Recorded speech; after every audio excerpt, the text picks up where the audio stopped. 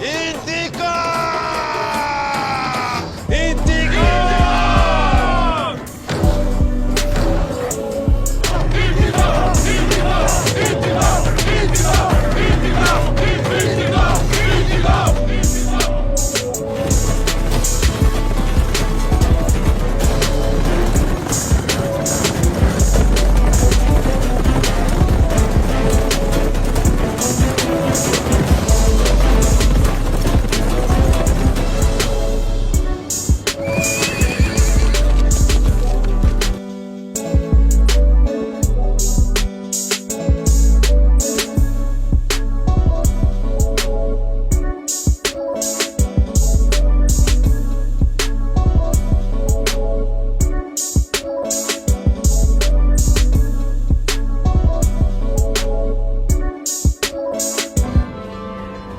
सलाम अलैकुम।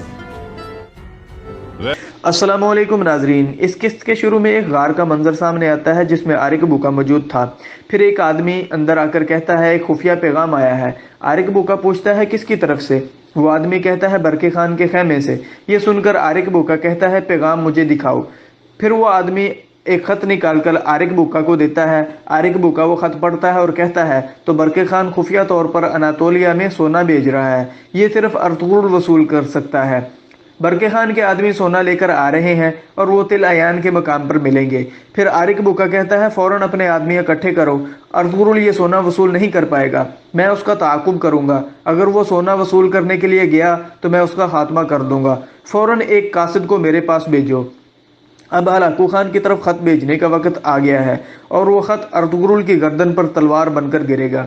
ये सुनकर वो आदमी बाहर निकल जाता है। इसके बाद आरिक बूका कहता है अर्तुगरुल तुम बरके खान के साथ मिलकर साजिशें करते रहो, उसकी आंखें और कान हम हैं, हत्ता कि उसकी जबान भी जिससे वो बोलता है। दूसरी तरफ कौंसल में अर्तुगरुल सरदार कह रहे थे हमें लाजमी आरिक बूका को वो मालूमात हलाकू खान की तरफ भेजने से रोकना होगा। फिर कौंसल के सरबराह कहते हैं इस मकसद के लिए हमारे पास आपके लिए मालूमात मौजूद हैं अर्तुगरुल सरदार, हमें अभी अभी ये मालूमात मिली हैं।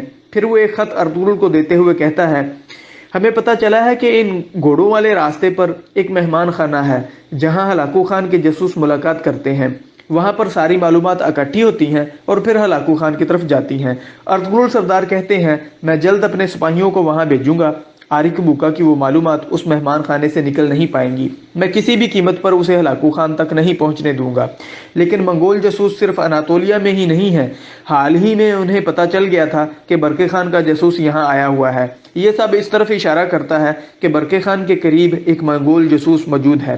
फिर कौंसल के सरबराह कहते हैं तो फिर आप पर एक अहम जिम्मेदारी आयद होती है अर्तुगरुल साहब। बरके खान का जासूस तरुणताई शहीद हो गया था और वो भी हमारे इलाके में। ये बात बरके खान को परेशान करेगी, इसलिए आप खुद बरके खान के पास जाकर उनके करीब मंगोल जासूस को बेनकाब करें और हमारे इत्तेहाद को किसी हतमी नतीजे तक पहुंचाएं। फिर वो सब खड़े हो जाते हैं। कौंसल के सरबराह कहते हैं आपके रास्ते में बहुत सी मुश्किलात आपके इंतजार में हैं अर्तुगरुल सरदार। अर्तुगरुल सरदार कहते हैं इस मकसद रास्ते पर मौजूद जाल बहुत सख्त हैं जो बहादुर दिल जंगजू मांगते हैं। रास्ता जितना कठिन और दुश्वार होगा उसकी जीत की रोशनी उतनी ही ज्यादा होगी। बहुत से मजलूम नजात की रोशनी के लिए हमारे इंतजार में हैं और वो रोशनी दिलाना हमारी जिम्मेदारी है। इस सख्त तरीन मुश्किलात वाले रास्ते पर चलना हमारे लिए शर्फ है। इसके बाद एक गार का मंजर सामने आता है जहां आरिक बूका हलाकू खान को एक खत लिख रहा था जिसमें वो लिखता है कि केच कोच को भगाने वाला, उस खुफिया संदूक को छीनने वाला और एलनचक को मारने वाला अर्तुगरुल है और उसने अनातोलिया में हमारे सबसे अहम आदमी अलबासी को भी मार दिया है और अब वो बरके खान के साथ इत्तेहाद करके हमारे खिलाफ बगावत का मंसूबा बना रहा है। अगर हमने अर्तुगरुल और काई कबीले पर तलवार न चलाई तो वो अनातोलिया में बहुत बड़ी मज़ाहमत शुरू करवा देगा। इन वजूहात को देखते हुए खान से मेरी दरख्वास्त है कि वो अपनी फौजें यहाँ भेज दें। इसके बाद आरिक बूका खत पर मोहर लगाकर कासिद के हवाले कर देता है। कासिद बाहर निकल जाता है। इतने में एक और आदमी अंदर दाखिल होता है। आरिक बूका उसे देखकर कहता है आओ के मौके, क्या अलबास्ती की छोटी बहन गुस्से में जल रही है? वो कहता है हाँ, वो इंतकाम के शोलों में जल रही है, उसे सिर्फ सहारे की जरूरत है।